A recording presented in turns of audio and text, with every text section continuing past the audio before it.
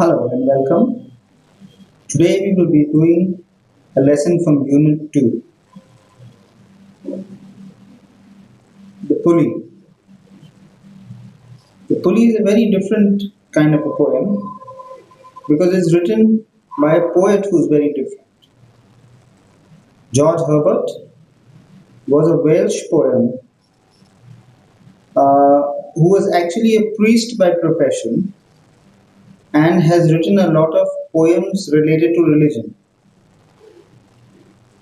This particular poem of his is pretty unique because he not only brings together um, religion, but he also brings in science and also the relationship between what God expects from humans. Why I say science is because the heading itself, the pulley, is not an image that would be created in your mind when you talk about a poet who writes religious poetry. So, this particular poem exhibits a strange two-way relationship between God and his worshippers. Though he has showered his worship and blessings on us, somehow he holds back some of his blessings to make sure that we are grateful to him and his work.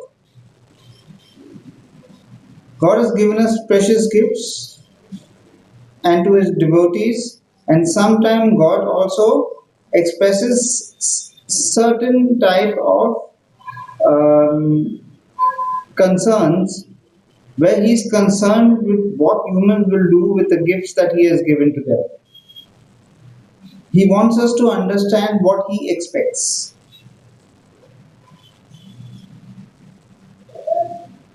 Over here, God shows us that how he lifts man towards himself with the help of a pulley, or over here, restlessness. What is distinctly metaphysical about the poem is that the religious notion is conveyed to a secular scientific image of a pulley. A little about the history of this poem. This poem, which is a little different as we know, since the name of the poet of the poetry is pulley, but it does not refer to any kind of pulley in the poem itself. In fact, the word is also not used in the poem. To understand the name of the poem, we will come back at the end of this video to understand why we are referring it to as the pulley, whereas the word is actually not used in the poem itself. This poem is a blend of a few things in reference. It refers to the Bible and a little bit of Greek mythology. The poem talks about the creation and the fall of mankind. Some people say this poetry refers to Pandora's box. The Greek god Zeus gave Pandora this box, which she opens and a lot of evil comes out of it. But at the end of the bottom, or rather at the bottom of the box, uh, there is still in the corner some hope left. The one thing we can hang on to. In this poem, we have hope replaced with rest. This is something that was not taken very well at the time, he was since he was talking about evil and putting it together with the Bible, and that was not taken nicely because at that point of time this was something which people would not relate themselves to, because it talks about the relationship of God and what he wants from humans. However, today we will not be going very deep into this topic. We will focus more on the poem itself, and we will understand what message the poet wants to give us. The first stanza, the poet makes it very clear that God made man. The lines go, when God at first made man, having a glass of blessings standing by, let us, he said, pour on him all we can. Let the world's riches, which dispersed lie, contract into a span. So, the first thing which we can see is how the poet has written about God. He writes it in such a way that we feel that God is also human. Now, here in the end, you see the word span is referred to as the width of your hand.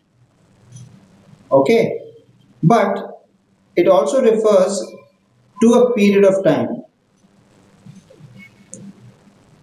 both of which we consider very small. It's not very big. So, when the poet talks about contract into a span, he is actually talking about the stretch of a person's lifetime. And within this stretch or small time that we spend on earth, God has showered all his blessings on us.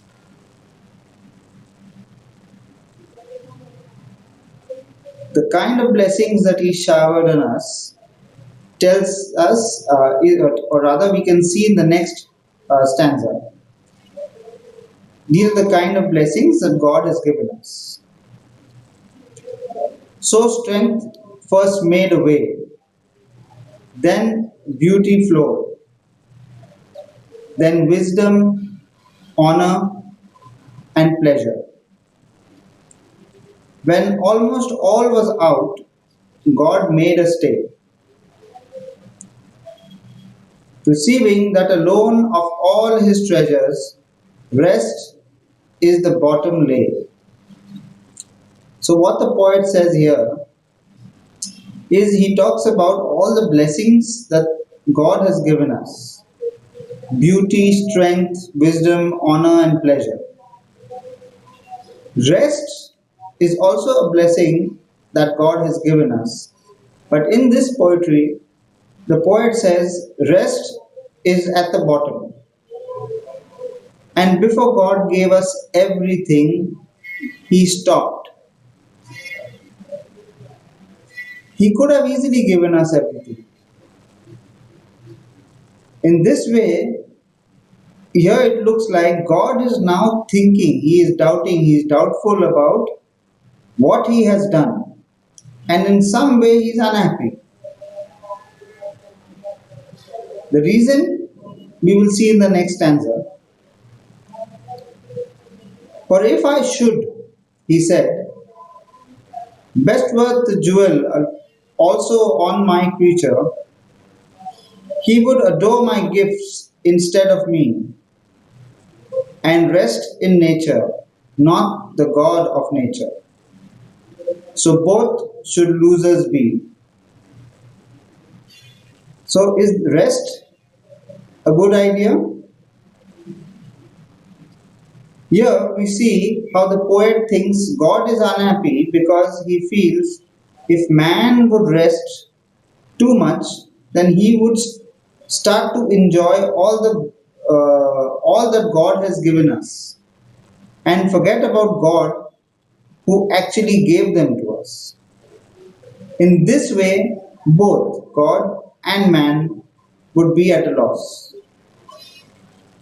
Because once we are at rest and satisfied with what we have, we will enjoy nature and forget that God is the one who has actually given this nature to us and the gifts that He has given us. In the last stanza of the poem, let him yet let him keep the rest, but keep them with ripening restlessness. Let him be rich and weary, that at last, if goodness lead him not, yet weariness may toss him to my breast. Here, the poet George Herbert says that God lets us keep all his gifts, but he holds back rest. He does not give that to us, so that we feel restlessness, and because of this, we will always be wary of the gifts that we have.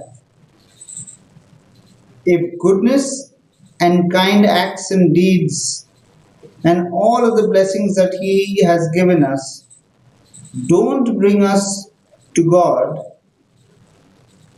then the weariness we have with us is what will lead us to Him.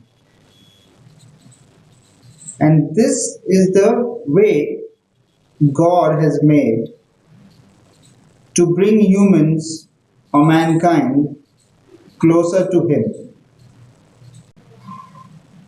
So you see here the meaning of the poet of the poem's title, Pulley.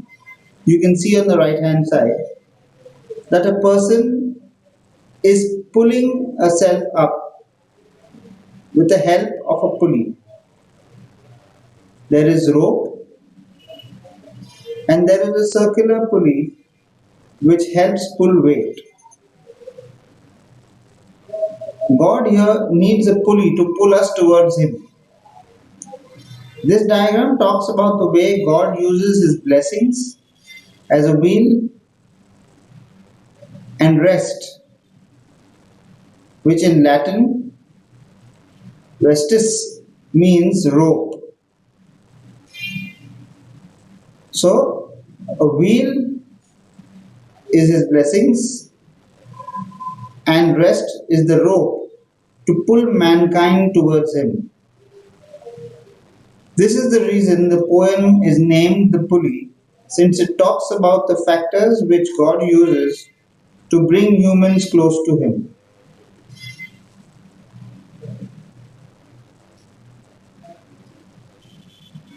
I hope you were able to understand today's lesson. Don't forget to subscribe to the channel. Click on the like if you like the video, and also make sure that you activate the bell icon so that you get notifications when new videos are uploaded.